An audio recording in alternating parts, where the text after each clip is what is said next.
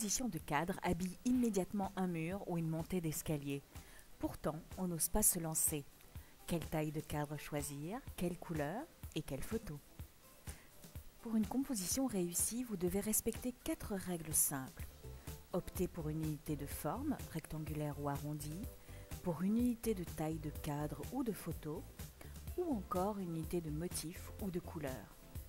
Pensez aussi à respecter les axes de force créés par les plus grands cadres. Ainsi, vous pourrez imaginer les formes plus complexes, comme ce losange ou ce cœur, en choisissant des cadres de même taille ou de même couleur. Ici, les cadres se fondent dans le décor et jouent l'alternance avec les miroirs de taille identique.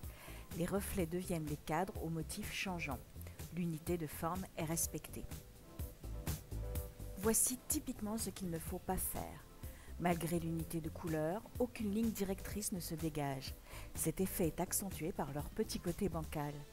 L'astuce pour les tenir droits est une petite boule de pâte fixe au dos du cadre qui l'empêchera de glisser. Ici, par contre, la composition respecte les lignes de force. Lorsque vous commencez une création, pensez à aligner certains éléments sur les mêmes axes. Si vous savez créer ces repères, vous pourrez vous lancer dans les compositions osées avec de nombreux cadres de tailles différentes. Notre regard a l'habitude de regrouper les éléments, et si vous ne lui accordez pas cette possibilité, l'ensemble paraîtra fouillis.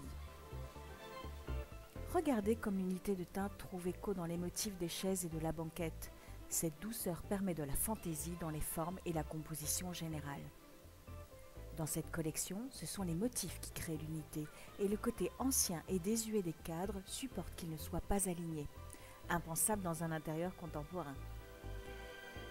Quelques astuces pour créer votre propre composition.